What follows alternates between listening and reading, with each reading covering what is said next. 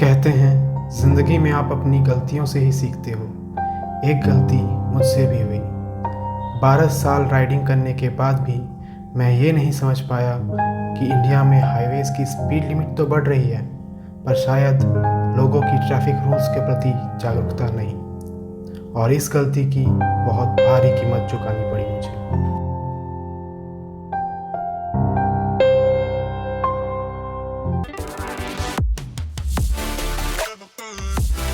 Hello guys, this is Deep and welcome back to our channel Deep Swimming Vlogs. So guys, I hope आप सब लोग अच्छे होंगे। और guys, आज का जो वीडियो है मैं 2-4 दिनों से ट्राई कर रहा था कि बनाऊं, बट टू बी ऑनेस्ट यार हिम्मत नहीं हो रही थी। बट किसी तरह आज हिम्मत करके मैंने सोचा कि आज वीडियो बना ही लेते हैं, क्योंकि आप लोगों को पता है गाइस, मैं हमेशा से ही लोगों को मोटिवेट करता आ रहा हूँ जब से मैंने चैनल स्टार्ट किया है कि आप भी जो टूर वगैरह करो, बाइक राइड्स पे निकलो, इंडिया को डिस्कवर करो, ठीक है, एंजॉय करो लाइफ को। बट लास्ट कुछ दिनों में हमारे साथ कुछ ऐसा हुआ कि मुझे सोचने पर मजबूर होना पड़ा कि यार बाइक आप कितने भी अच्छे चला लो, आप कितने भी रूल्स फॉलो कर लो, आप कितना भी सेफ्टी इक्विपमेंट्स क्यों ना यूज़ कर लो, जब कुछ बुरा होना रहता है तो होता ही है। और ऐसा ही कुछ हुआ हमारे साथ भी। तो आज का वीडियो मैं इसलिए बना रहा हूँ क्योंकि जो हमारे साथ हुआ तो कुछ चीज़ें तो हम लोग को हमारे लिए भी न्यू थी, क्योंकि कोई प्लान नहीं करता है कि एक्सीडेंट वगैरह कुछ होता है। तो हमारा भी एक्सीडेंट हुआ और एक मेजर एक्सीडेंट हुआ आई वुड से।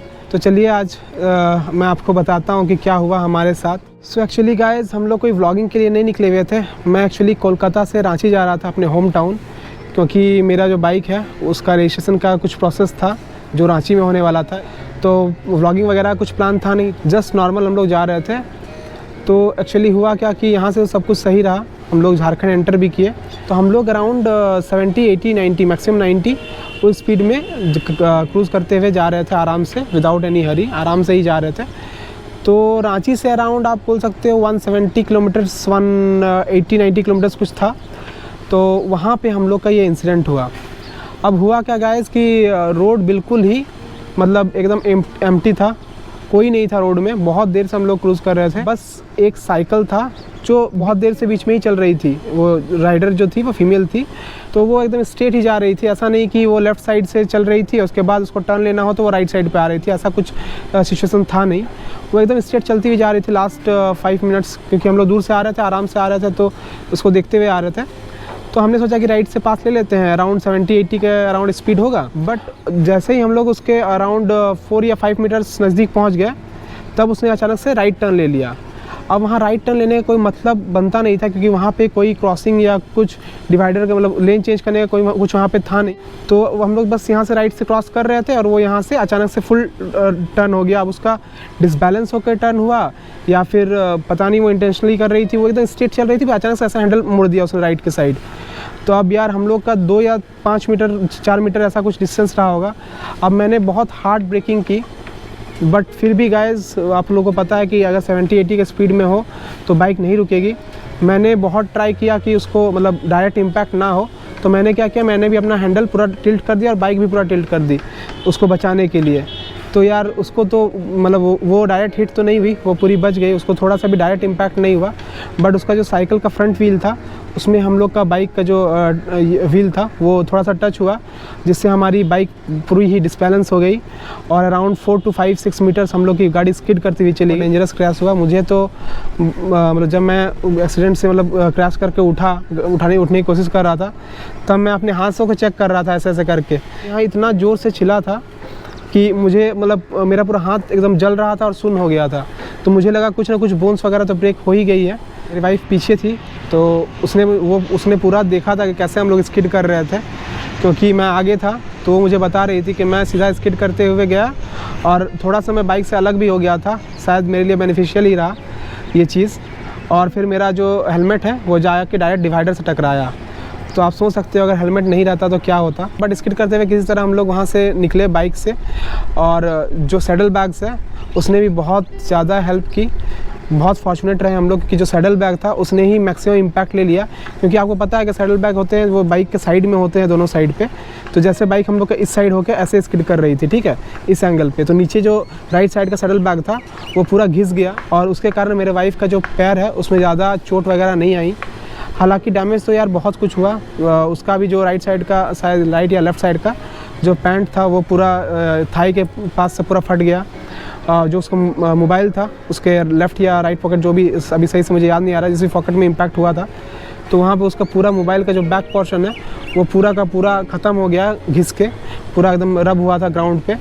हमारा जो बंजी कॉर्ड्स होते हैं जिससे हमने सैडल बैग लगाया हुआ था, तो वो भी पूरा ख़त्म हो गया एक साइड का। पूरा जो आप बोल सकते हैं सैडल बैग का जो कवर रहता है, रेन कवर, वो भी पूरा ख़त्म हो गया। अगर बाइक की बात करूँ तो उस टाइम तो हम लोग को उतना समझ में नहीं आ रहा था बाइक में। जो मेजर चीज़ें हैं वो मैं आपको बता रहा हूँ। जैसे हम लोग उठे तो हमने देखा कि जो बाइक का हैंडल है वो पूरा मुड़ चुका था। मतलब बाइक का हैंडल अगर मैं ऐसे पकड़ता हूँ ना हैंडल को, तो बाइक का टायर सीधा जा रहा था। आप समझ सकते हो मतलब कितना, ऑलमोस्ट 30 डिग्री बाइक का जो एंगल है वो टेढ़ा हो चुका था। एक सॉकर पक्का चल गया था।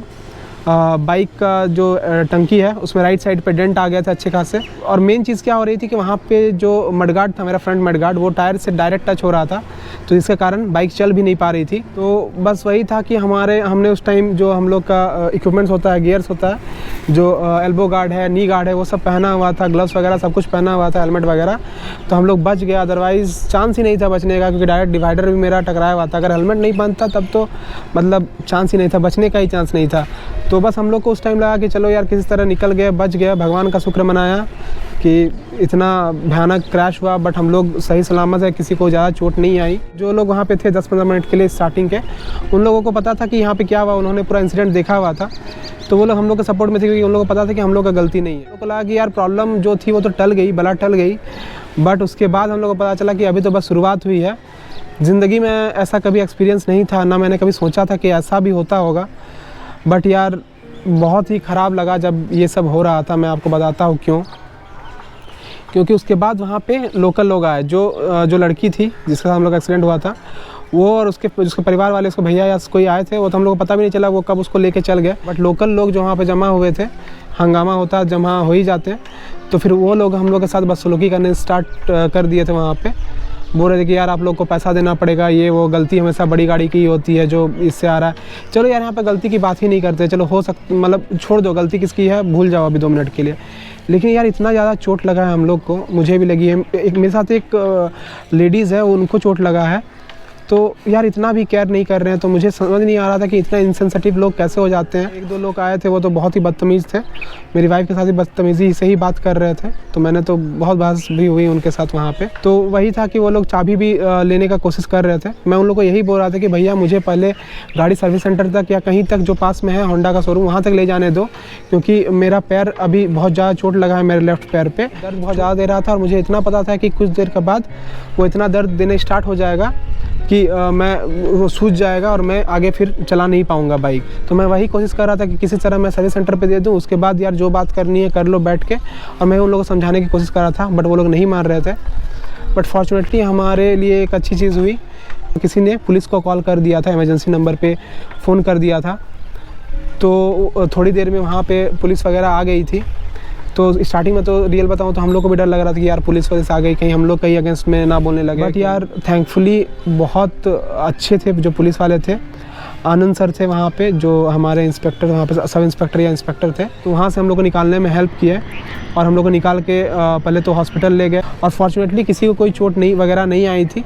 तो पूरा मैटर रिजॉल्व हो गया, कुछ था ही नहीं मैटर। और उसके बाद मैंने अपने घर में फ़ोन किया, पापा लोग आ रहे थे, तो एक गाड़ी आई जिसमें मेरी वाइफ़ को फिर हम लोग बिठा के ले गए। मैंने तो फिर किसी तरह वहाँ पे वो रीटा होंडा में ले गए वो गाड़ी को, और वहाँ पे थोड़ा बहुत चलने लायक बना दिए। हैंडल तो पूरा ऐसे ही करा के चला रहे थे हम लोग, पूरा टेढ़ा था, और बनाने का वहाँ पे कोई चांस तो था ही नहीं। हम लोग को रांची में ही फिर बनवाना था अपनी बाइक। बिंग के जो शोरूम है एक ही है झारखंड में, बिंग का शोरूम।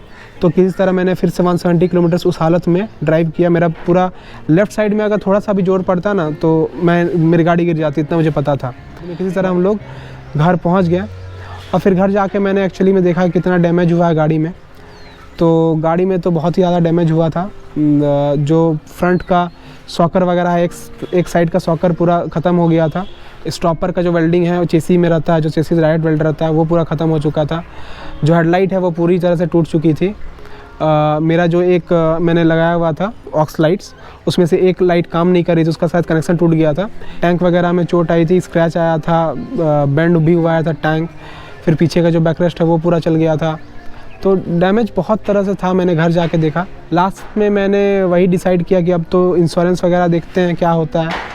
जब एक्सीडेंट हुआ था तब तो मुझे ये भी नहीं पता था कि मुझे इंश्योरेंस क्लेम मिलेगा कि नहीं, अगर मैं पुलिस का या एफआईआर का रिपोर्ट ले जाऊँ या नहीं ले जाऊँगा तो क्या होगा। बट बाद में मैंने जब रिसर्च किया तो मुझे पता चला कि जो रिपोर्ट होता है वो जब आप थर्ड पार्टी डैमेज को कवर करते हो, थर्ड पार्टी इंश्योरेंस क्लेम करते हो, तब उसका ज़रूरत होता है। अगर आप अपनी गाड़ी की डैमेज की बात करो तो उसके लिए कुछ फॉर्म्स भरने पड़ते हैं, और इंश्योरेंस क्लेम आपको ऑनलाइन भी जनरेट कर सकते हो अगर आप ICICI से इंश्योरेंस ले रहे हो, लॉम्बार्ड इंश्योरेंस आपका है तो मैंने भी वही किया। नेक्स्ट डे सुबह ही मैंने एक क्लेम जनरेट किया ऑन डैमेज का, और उसके बाद अपनी बाइक फिर किसी तरह फिर मैं 40 किलोमीटर चला के रांची ले गया, और रांची में मैंने उसको सबमिट किया, जो भी है उनको जो पेपर वर्क था थोड़ा बहुत इंश्योरेंस का वो कराया। रांची के होराइजन होंडा जो big wing showroom plus service centre है, वहाँ पे अपनी बाइक अभी पड़ी हुई है। और उसके बाद गाइज़ अब तो क्या ही बताऊँ, अब कितना दिन लगेगा मुझे नहीं पता, कब हमारी बाइक वापस आने वाली है। मिनिमम 1 से 1 महीना तो लग ही जाएगा जितना मुझे लग रहा है। क्या क्या अंदर से ख़राबी आई हुई है तो वो सब मुझे बताएंगे, अभी 2-3 दिन में बोला है उन्होंने कि बताएंगे फ़ोन करके कि क्या क्या डैमेज आया है और अप्रॉक्स कितना खर्चा आएगा। तो यार जो हो गया वो तो हो गया, बट मैं आप लोग को वही 2-3 चीज़ें बताना चाहूँगा इसमें जो टेक अवेज़ है। सबसे पहले तो मैं यही बोलना चाहूँगा कि precaution is better than cure. तो आप पहले से ही प्रिकॉशन लेके रखो कि आप सेफ्टी गियर्स में ज़रूर इन्वेस्ट करो। पहला चीज़ है, अगर आप हाईवे में जाते हो, ओकेजनली भी जाते हो, फिर भी आप जो एल्बो गार्ड है, नी गार्ड है, ग्लव्स और हेलमेट, ये 4-5 चीज़ें आप ज़रूर से आप लेके चलो जब भी आप हाईवे पे जा रहे हो, ठीक है। और सेकंड चीज़ मैं आपको बोलना चाहूँगा कि आप जो रोड साइड असिस्टेंस आता है, बहुत सारी इंश्योरेंस कंपनियां देती हैं, वो ज़रूर से लेके रखो यार। क्योंकि क्या होता है कि देखो हम लोग की गाड़ी अब अभी जहाँ पे क्रैश हुई वहाँ पे मेरा घर सामने था, 150 किलोमीटर्स के अराउंड था। बट अगर मान लो कि मैं टूर पे जा रहा होता और वहाँ पे मेरी बाइक क्रैश हो जाती तो मैं कैसे ले जाता, अगर मान लो मेरी बाइक चलने की हालत में नहीं होती।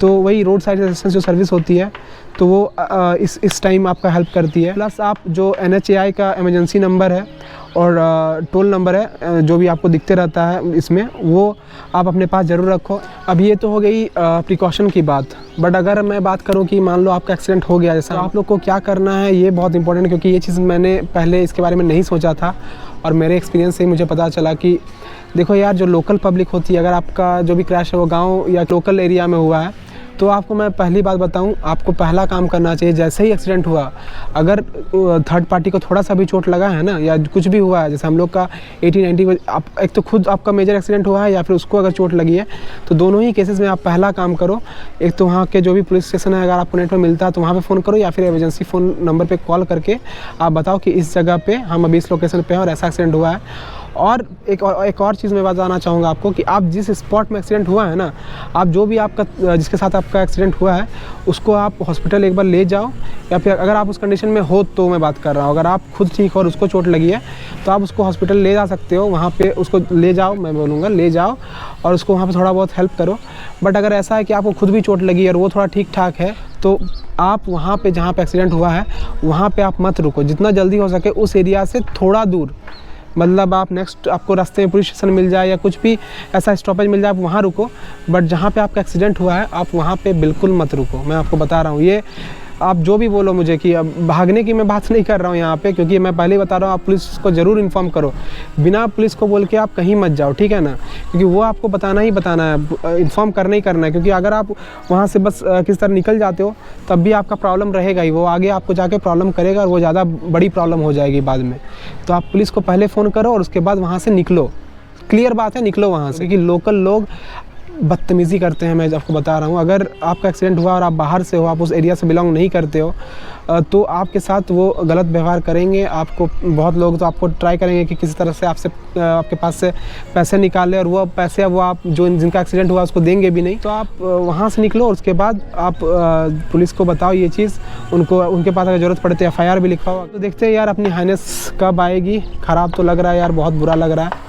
जो हम लोग का टूरिंग वगैरह था वो भी अभी के लिए तो बंद हो ही चुका है, जब तक बाइक वगैरह नहीं आती है। और बाइक आने के बाद भी यार पता नहीं अब हिम्मत हो पाएगी कि नहीं कि मैं अपनी वाइफ को साथ में ले जाऊं। तो इस टाइम गाइज़ आप लोग की भी थोड़ी सपोर्ट की बहुत ज़्यादा ज़रूरत है, मुझे भी और उसे भी। तो अभी जब तक बाइक वहाँ पे है तो मैं जो भी अपडेट्स आएंगी देते रहेंगे। जो भी चीज़ें मतलब बाकी लोगों को भी ज़रूरत की होंगी वो मैं आपको इस चैनल पे बताते रहूँगा। तो बस यार, अगर आप लोग ये वीडियो देख रहे हो तो थोड़ा सपोर्ट करो, हमारे चैनल से जुड़े रहो।